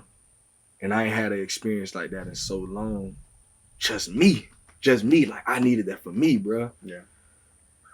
And all I could say was, God, I'm sorry. Yo, I'm sorry. Like, I'm so sorry. Yeah, like, man. For where I've been. Mm-hmm. Where I've been mentally. Yeah. I've been allowing my thoughts to control me. I have not been dying to myself. Like, I haven't been me. Yeah. And I want to get back to me. I want to get back to like who I know I am. Yeah. Bro, I laid it all out, bro. Yeah. Surrender, bro. Mm-hmm. And it's like, in that moment, bro, I knew, like, that's it, bro. Like, I made it. Yeah. Like, I really, bro, the last 2.5 years, bro, listen. Yeah, I can't even describe how like it's like nothing else because, bro, I promise, bro, it was times. Why did he tell you? I pulled up to that studio like, bro, like, that man had to talk me out of like just doing so many stupid things over the last few months, man. Like, you know, I done had thoughts of hurting myself, harming myself. I done had thoughts of leaving my wife. I've had thoughts of going outside of my marriage. I've had thoughts, you know, quitting my job. I've had thoughts of quitting school. I've had thoughts of, you know, hurting other people. I've had thoughts, bro. Like, and when I say this stuff, you know, people say this stuff cliche type. No, bro, like, I really thought this stuff. Like, I really felt like doing something at times, bro. Like, and I had every opportunity to do all the things that I just said I thought about doing. I had every opportunity. Right. Every opportunity, many times, like, to act on it. Act on everything I thought about. Bro, listen, dog. In that moment, after I got out, came out of that, you know, can't barely even breathe, nose all stuff. I'm like, well, I hope my wife ain't out the shower. I don't want her to see me like that. I go wipe my face, get myself together, blow my nose. I'm just like, and I go sit outside. And I call my dog Robert. And I was like, bro, I did it. And me and bro talked on the phone for a good hour, man. And just out of nowhere, bro, just everything he was went to talking about all this different stuff. When I tell you this man was preaching to me, bro. Yeah, man. All I could say during that conversation was, bro, preach. Just keep going, bro. You don't even understand what you're saying right now, but everything he was saying was so impact. Bro, the stuff like from marriage to fatherhood to temptation to school to everything, bro. This brother was like, he was ministering to my soul, bro. Like that night, I felt like I got free, bro. Like real talk, like on my mama, bro, on everything, bro. I got free that night, bro. You reached the pinnacle. That Wednesday, that was what, the 13th, the 15th, December 15th, 2021, bro. I got free that night. And Friday, you graduated. That Friday, I graduated. So I was able to come back out of everything that I've been experiencing the last few months. Like I felt whole again. Like, all right, I'm here. Now I can go for it. I can do, like, the school part is done. I'm done with that. I can go. I can live my life now. I can be who I've been created to be. I can do the things that I envision. I can do all of these things. Like, I got that part behind me. That was the hard part. Yeah. Now I can go for it. I just got to be focused now. And that's when I started feeling like I needed to do a podcast, bro, with just me. Just so happened you text me. You text me on the way to the graduate. We was on the way to Orlando. Yeah, cause it hit me like, my man. That was that Thursday. Yeah, my man. My man finna graduate, and I know, and we never talked. I don't think we ever talked about it. We ain't never talked about it, bro. We ain't never talked about it. It was a thought I had that week, that 2 weeks before then, but it really was like, I was like, man, I need to do this. Bro, that Thursday, that's crazy. You hit me the 16th. Yep. That next day, Thursday, we were headed, after my wife got off work, we were headed to Orlando. Right. So where I was with the idea was, Shar about to graduate. I know what he been through all these years. And I was thinking, man, I wish I could go, because I couldn't go. I wanna go. Oh, yes, okay. So I wanted to be there with you. But I was like, man, shoot.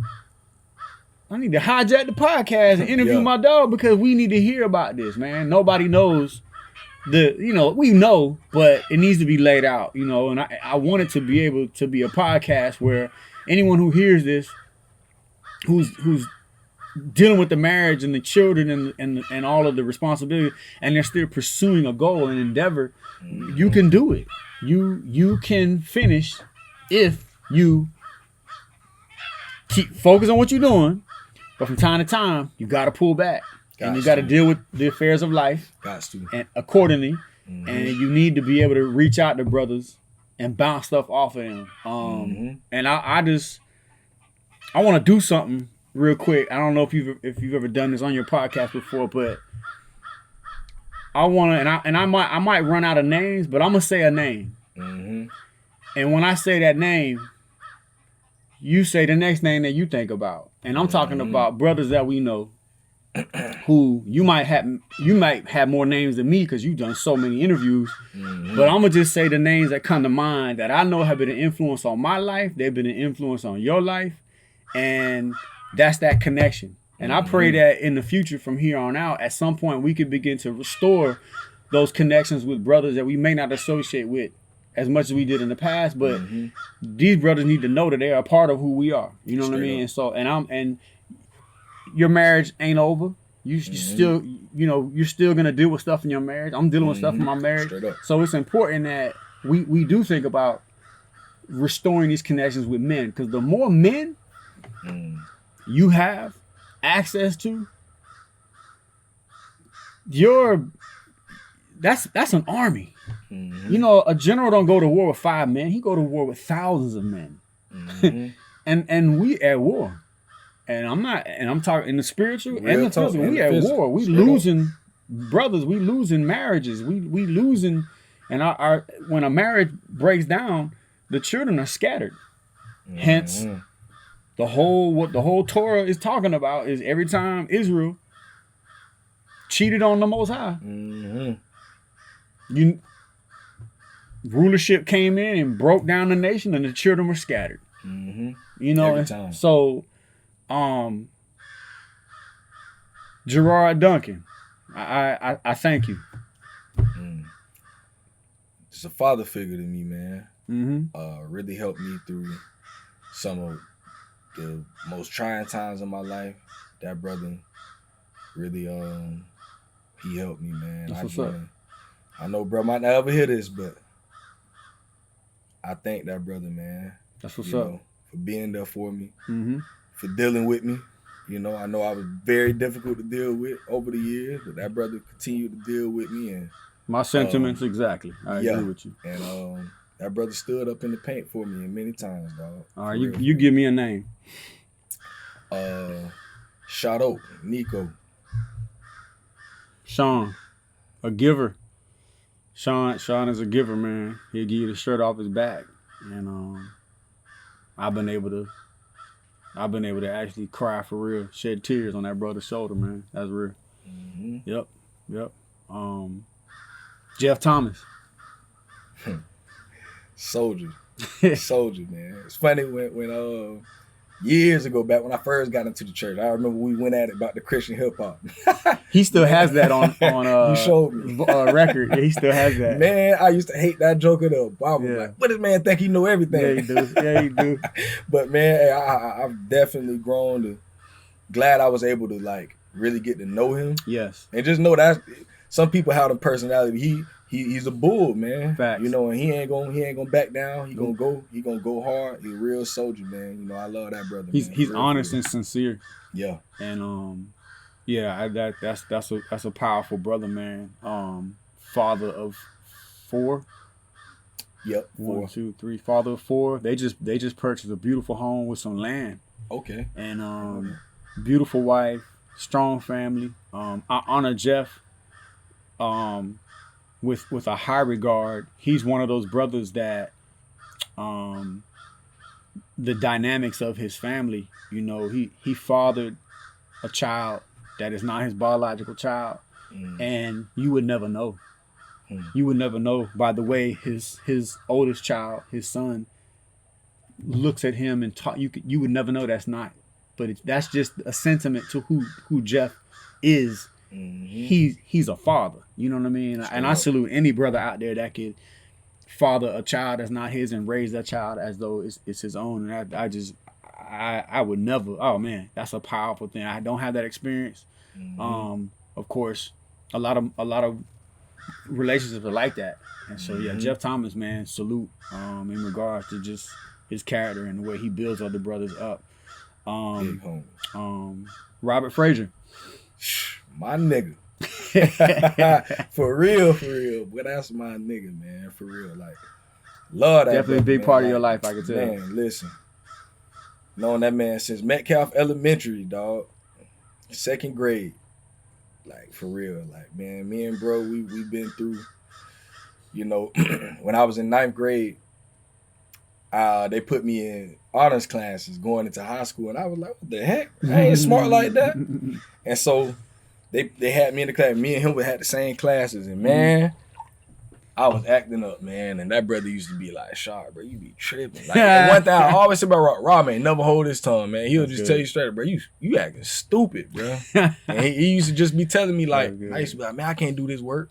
He'd be like, no, bro, you just don't be focused, bro. You be playing around in class. And he used to be, and I ended up getting out of the classes. I remember, I feel like bro was real disappointed in me. And he let me know, like, you tripping, bro. Yeah. And I feel like everybody in that class ended up going to college, going to UF, almost all of them. And they got master's degrees, all them in that class. And I was the one lone soldier just like, man, this junk stupid, bro. But yeah, man, Rob saw me go through high school, middle school, elementary. He was there when I got married. All that stuff, man. You know, he saw me come into the church. He saw me go through this next transition I just been through. He just always been the same. Just he gonna be real with me. He gonna be honest with me. He gonna love on me. You know, he'll do anything I need if I ask him. You know, that's a good brother, man. That's what's up. And I ain't got too many people like him. Yeah, that's a good dude, man. Shout out to his wife Danya too, man. Danya, I love my sis, man. She just the same. Gonna be real honest.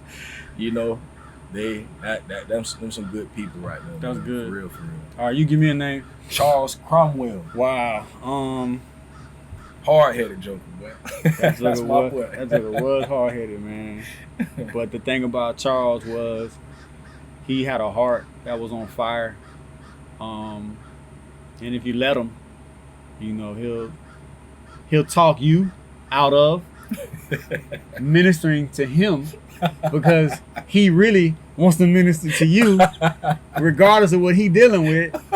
Charles was never down and out, you know what I mean, to the point where he was unapproachable, but Charles was always about, you know what, you need to know this, and this what you need to do, and the Bible say this, and he was just a heart on fire, man. And I missed, it was an unexpected loss. But I know Charles was dealing with some serious stuff in his life, man. He was dealing with some addictions. He had character flaws like we all do. And my memory on Charles, I want to say the last 6 months of his life, man, I had the honor of having Charles come and work with me. I needed him to hold a spot on a security contract I had, man, and he was doing the overnights, and I wouldn't have been able to keep that contract if I didn't have somebody working those overnights. And Charles came and he worked those overnights, man, and he showed up on time all the time, but he showed up. And I hope, you know, I wish, of course we wish a lot of things when you think back on someone you lost. I wish I could have said and did things a little different. But Charles got on my damn nerves. I ain't gonna lie. But real, I love him dearly, and I know he'll get this podcast. I know to get to him, you know. And shout out to his dad, man. That's the worst thing to deal with, to lose your son. But beautiful family. He came from a beautiful family, man. Yeah, shout out to his moms too, man. Yeah, man. Good people, man. Good people, man. One thing that the last conversation I had with that joker, I was so mad with him. He called me. You know, word around town, you on the Hebrew stuff. I said, man, CJ, bro, we not talking about this no more, bro. So he called you not gonna call me with that, bro. Phone call. He called me three-way with Sean. I'm worried about you, man. I'm worried about you, man. I said, man, CJ, bro, don't call my phone no more, bro. For real, bro. And he was like, no, I ain't trying to be offensive. You know, I'm just checking on my brother. I say, bro, let's talk about something else then. How you been? Yeah. Cause he'll do that now. He'll minister to you when you supposed to be trying to minister. Yeah, little tricky joker. That joker up, man. Byron Lewis, man. Big dog, man. Man, I remember I miss hooping with my dog. I be thinking about sometimes me, him, Reg, Big Shay Reed. Oh wow. We used to always go play at Lincoln, man. I miss those times where we just got together and we were active like that, man. Like, and the brotherhood, you know, that I just remember experiencing just as just going to go play basketball. Yeah. I think that's something that we're missing. We don't do more stuff outside of the women and the children. Women and the we children. Do. You're absolutely right. Because I miss before all this stuff we on now. The times I remember hanging out with him and Eddie and all them boys, just hanging out, laughing, and all the cats we couldn't stand when we was in church. Man, them Mario New Life boy. I always want to pray with somebody. I always want to pray and prophesy, boy. But man, I just remember having good times with. Like them, my moments I remember with Byron, pulling up to the gym over there playing at Lincoln and just having them fellowship, just those fellowship moments, like they were near and dear to me.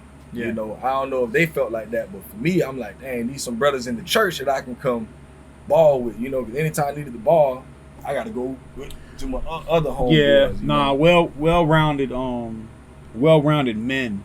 And the one thing I admire greatly about Byron is the lifelong commitment he has with his wife. I think they've been together since early high school. Yeah, they've been together for a minute. And they have a gorgeous family, like beautiful children. And not that my kids ain't beautiful, but I'm just saying we talking about Byron Lewis right now. But he's just a stand-up guy. And like I said, when it comes to a husband, a father, a very intelligent, sharp, razor blade sharp brother, I think about Byron Lewis, and whenever I reflect on what I may be dealing with in my marriage and how to function, I reflect on brothers like Byron Lewis, Gerard Duncan. I reflect on brothers like that, man. Because they've been married longer than me, been through more stuff marriage-wise than me, so it's only right. I got many more names, but I just want to say I crave a time where we could do, a room full of brothers, man, where there's maybe some food catering and some topics to discuss, and maybe we leave that room. And I ain't talking about no drop shots. Some of y'all out there some drop shots, man. You ain't really serious about building up men. And I am proud to say that the brothers that I can call on are brothers who will tell you like it is, blood raw. They won't kick the bobo with you when it's time to deal with the stuff you need to be dealing with, man. But I and the one name that I really gotta put out there is Anthony Rashad Ray. That brother right there. I'm proud of you, bro. I can't say enough about you. I've told you this before. I always told you this. You are light years ahead of where most brothers need to be. I mean that from the bottom of my heart. The level of commitment you put forth, man, to accomplish what you accomplished, graduating, and now you can really move forward and establish a legacy. So I'm gonna just go ahead and say this right here. You are able to now legitimately design someone's website for their business. You can create their logo for their business. You can do their business cards. You have equipment. You can do photography. If I'm not mistaken, you can do photos. You can really take someone who has a small, exciting idea about a small business, and you can actually make it reality for them because of what you've accomplished. And I want everyone here in this podcast to know that we need to put brothers like this to work. Because if you know the Shad I know, then you know his beautiful wife and his beautiful children, and you know what he's accomplished over the years. Let's put business into this man's home. And let's support this brother by you using him because of the skills that he has. And I know I wanted to use you for the security company that we have. I know I have the track and field program that I want to run across Danny Grant, get you to talk with him. And if you out there and you're hearing this, you really need to support this brother. I want you to take time out of your day, your schedule, your budget, and send this brother something to continue to help him build what he's building, because he's going to be able to touch a lot of brothers and sisters with their businesses. So I want to ask you, Shad, how can someone give you a donation, give you an offering to where you can keep rolling? Because all I see right now is you getting off that job. and doing this full time with the podcast, with helping people with their businesses, doing websites, how can someone support you financially? If you need me business wise, you can contact me you can contact me on Facebook at Anthony Rishad Ray. You can send me an inbox. Everything comes straight to my phone. I'm usually always talking with people, so I get that stuff straight up. We can talk that way. You can email me at dadcanwetalk@gmail.com. You can contact me that way. You can call me 352-672-4685. Phone number always on. You can hit me on Cash App if you just want to support and donate. My Cash App name is $Shod Ray, SHODRAY.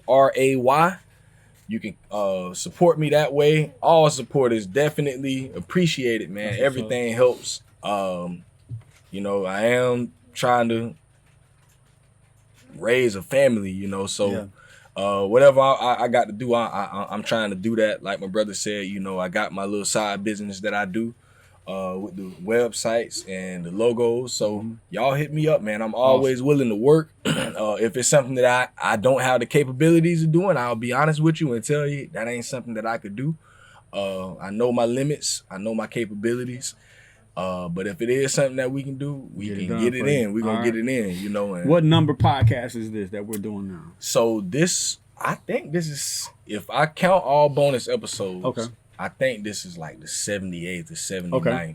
All right. All together. But before we done, man, I just want to give one more shout out, man, to my wife, man. My wife, Chanel Ray. Man, I've been with this woman since she was 18 years old. I was 20. I'll be 33 on January 28th. She is now 30 years old.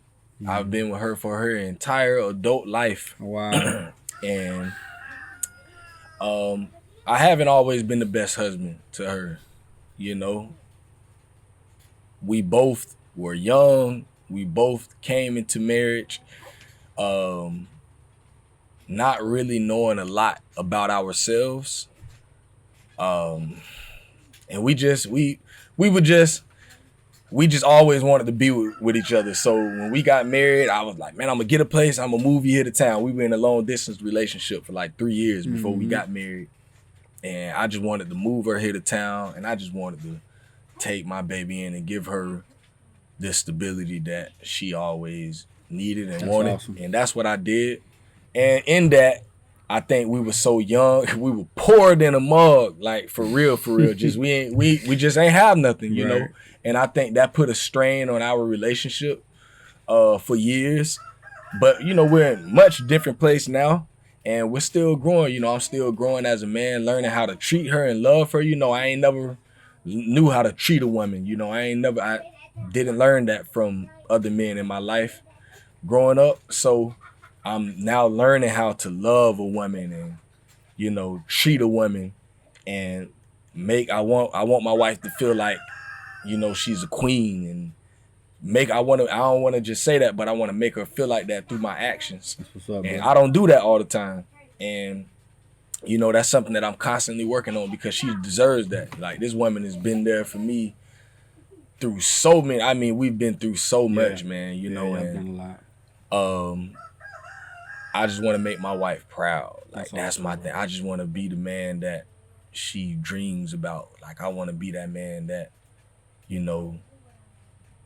that when she think of a man, she think of me. I want to be that for her. Like, I want to be that, And like I say, I want to love her, and treat her like she deserves. And I don't do that all the time, but I'm willing. That's where I'm at right now, just trying to give her everything that she deserves, from me, and just trying to be there. So, man, baby, I love you. If you listen to this, if you listen to it, I know you don't be listening to no podcast, so you might not. If you do listen, you probably might not make it to the last part. I'll make sure she get this one. And I just really want to just express my love and my appreciation for this woman, man. You That's know, awesome. all people ever see is the outside things. You know, people see me as a husband. They see her as a wife. They see us together. They see us with our kids, and everything is beautiful. We're smiling. We're taking pictures. They see all that stuff, but people don't see behind the scenes, man. Y'all don't know the stuff that we go through. There's things that we take each other through. Like, you know, I had a brother call us, write me and her 2 days ago on Facebook. Brother that used to come to the church. And we ain't heard from him in a long time. And he wrote both of us on Messenger like, man, I see y'all still pushing, man. Y'all, I'm just so proud of y'all and this and that. And it looked good on the outside. It looked good on the outside. And there's a reality check, man. You know, and we told him, you know, everything we good. You know, things is rough, but I just told him, you know, we definitely got to catch up, man. But I know that's what people see, you know, and that I ain't saying there's nothing wrong with that. Right. You know, but just know that I'm a man, she's a woman. We are human. We go through things. Right. We ain't perfect. We ain't no relationship goals. We ain't none of that stuff, man. Yeah. You know, we just two people trying to grow and learn and love each other. And that's where we are, you know. So when y'all see us, if you know us, pray for us, man. You know, because we keep the strong face on. For a reason. You know, for a reason. Yeah, because we gotta be. We know there's people that look up to us and people that count on us, on both of us. So when y'all see us and all this stuff, man, pray for us, you know. Don't think everything always cool and everything, because it ain't, you know, and I know it might look like that, but it ain't always that, you know, but we working through our issues, you know, and we ain't gonna give up. Well, the beautiful thing about what you're saying and what you have created, a podcast, a platform for people to know that, I think that's just it. That's the sentiment in what you're saying. You know, we need to hear what each and every one of us are dealing with. And this ain't about putting your personal business out there. You don't have to indulge to the depths of that level, but it is knowing that we are a beautiful people and we are the salt of the earth. Nothing moves without us. We need to realize that. And hearing what we go through dynamically, I think that benefits people. So I want to, since I did hijack the show, you got to let me close the show out. We trying to close the show out. It's my show right now. So I want to say, man, if you know a brother or a sister in the community that you think would be a great interview for Dad Can We Talk, you know, how can someone, hey, y'all hold the noise down. How can someone get that information to you in regards to, you know, I want to nominate this brother, I want to nominate this couple, this sister, so that you can schedule an interview? How can someone y'all hit me up on anything that I just said, email, phone, Instagram, nominate Facebook. Somebody, man, y'all hit me up. You know, I'm always willing to meet new brothers. I brought people on the podcast that I ain't never met in my life. That's good. You know, and got to know them brothers. And I'm about that. Like really, really. You know, it ain't got to be somebody that I know. Like, I'll sit down. I want to hear people's stories. So, yeah, man, y'all hit me up with dads. Y'all be looking forward to, I'm trying to start a Men Can We Talk podcast. That's in the working right now, man. Okay, don't give them too much. So, y'all did talk about that. So y'all be on the lookout for that. Y'all know certain men, different men. Y'all. So that sound like a group type? It's gonna be a group type thing. I'm gonna be collabing with my boy with Darius Ross. For sure. So all right. Yeah, y'all be on the lookout for that. All right, good, man. Yeah, so y'all hit me up that way. Man, well, I appreciate you coming out to the spot, man, and taking this time. Like I said, I really wanted people to hear, you know, what Rashad Anthony Ray has accomplished, and we give you high regards, man. You mentioned your Cash App, and I want y'all to take this seriously too. If you listen to this podcast, man, it takes funds to do this, what he's doing. This man takes time out of his day with his kids are here right now at my house, you know, and so this is a real father. Support this brother financially. We play too much, man. We need to be supporting each other with endeavors like this. Is very, very important. This is therapeutic. This is counseling. This is necessary for us to deal with the topics that we face. Support this brother financially, man. I can't reiterate that enough. And that is what's going to help us propel a podcast like this. There are people out there right now who are thinking about starting a podcast. Rashad Anthony Ray is an individual who can help someone do that. So let's consider supporting this brother as much as we can. And with that said, man, Y'all have a blessed day. I pray this podcast gets to that man, that woman, that couple who needs it the most. And we're going to continue pushing this program. Dad, can we talk? I appreciate you, Shaw. Yes, sir. Hey, man, y'all know I love y'all. All my supporters out there, man. Appreciate y'all for supporting. Be looking forward to more dads in 2022. We out of here, my boy. Peace.